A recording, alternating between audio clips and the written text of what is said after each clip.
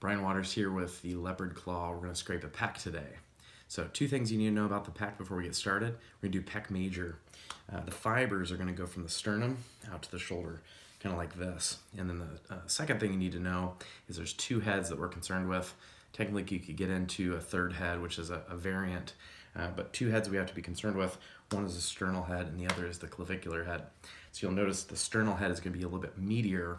The clavicular head is going to be a little flatter, kind of grainier, but it's going to give a lot of release for that shoulder, a lot of that anterior shoulder pain and arm pain. So with this, I like to keep the convex edge on the pec. It's a little bit more aggressive, but with the contours, it feels a lot better.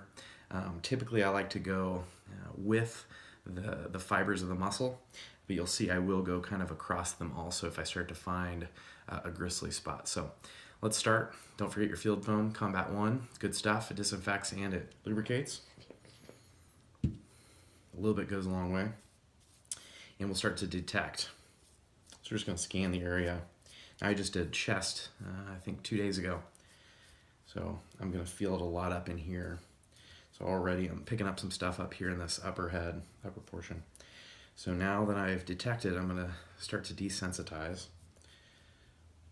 And you can see up in the sternal head, or excuse me, up in the clavicular head, I'm going to use the end a little bit more because it's a little easier to kind of get in there.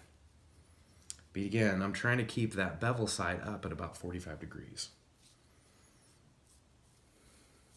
It doesn't really matter which direction you scrape. I typically scrape towards because you have a little bit more leverage, a little bit more authority over the tool.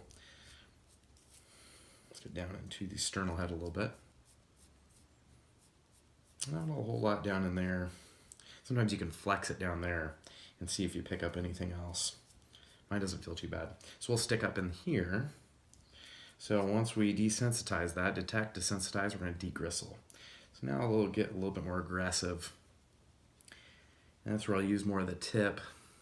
Now if it feels sketchy, it probably is. So if you start to get some tingling down the arm, adjust your position, and then maybe even take a break if you start to get even more tingling.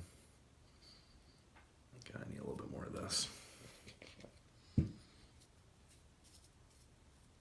And then I like to add a little bit of movement towards the end of this. Right there, you start to really feel that gristle. So just kind of open up that pec. Get that upper portion. But I can effectively treat this entire pec head, or both heads, without really getting fatigued through my wrist, just because of the angle of the tool. Again, I do use the convex edge instead of the concave. Try to do the concave, it'll work. It's a little bit more aggressive with the tip, but the way that the contour goes with the pec, it's a lot better to use that more aggressive edge. You can see I'm starting to get a reaction here. And then I'll use a little bit more movement. Sometimes I'll kind of drag it across. You can pin and stretch it underneath the edge of the tool. That feels pretty good. That's it.